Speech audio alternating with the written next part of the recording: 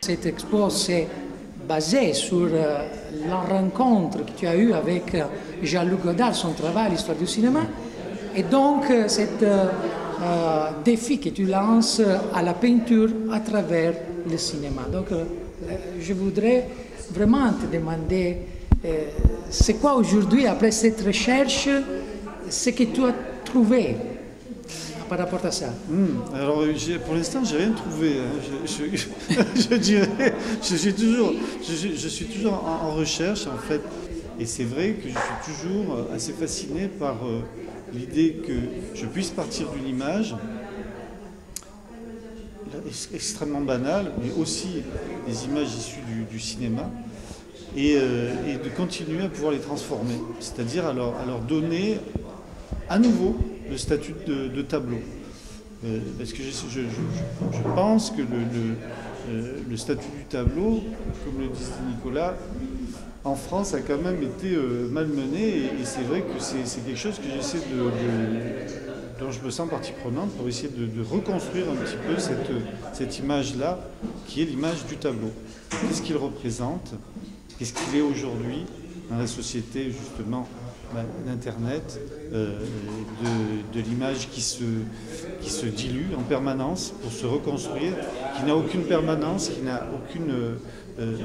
c'est bien véritablement le statut de l'image, c'est-à-dire qu'elle a ce pouvoir de nous représenter les choses tout en disparaissant. C'est-à-dire qu'elle donne du sens, elle est porteuse de sens, et à la fois elle est aussi destructrice de ce sens-là et de sa propre représentation. Là où j'ai beaucoup plus, ce que j'ai beaucoup travaillé, c'est les livres qui ont été édités, les 4 volumes que Godard a lui-même composés, à la fois avec le texte, bien entendu, qui est contenu dans les vidéos, mais aussi le texte qui est contenu dans les images, les photogrammes qu'il a choisi d'inscrire dans ce livre. Et c'est vraiment le livre qui m'a touché au point, justement, à force de les feuilleter, de commencer à reprendre le choix de ces images, à me les réapproprier pour les réinvestir dans le tableau. Et donc redonner véritablement un statut au tableau, à travers justement la technique du cinéma, la technique de la vidéo. Et c'est vrai que Godard, de toute manière, parle beaucoup de peinture dans ses films. Il y a les paysagistes qui vont au dehors, les impressionnistes, ils allaient au dehors, dans la gare, dans la campagne. Toi, tu vas au cinéma pour trouver ton paysage. Exactement. C'est exactement ça. C'est exactement ça. Et je crois véritablement qu'aujourd'hui, notre monde à nous, notre réalité à nous, c'est la réalité des images. C'est-à-dire filmique, les images qu'on voit dans le publicitaire, dans la ville.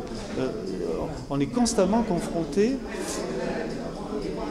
à ces images, mais qui sont aussi une incidence des nouvelles technologies sur nos modes de perception.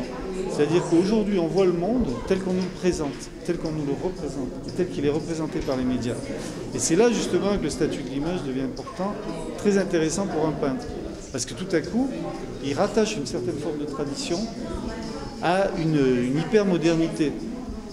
On pense d'avoir ici un essai d'un des peintres aujourd'hui plus intéressants qu'il y a en France, je dirais, et surtout qu'il travaille sur une idée que c'est très, très lié à une recherche, disons, très connectée à la culture française aussi.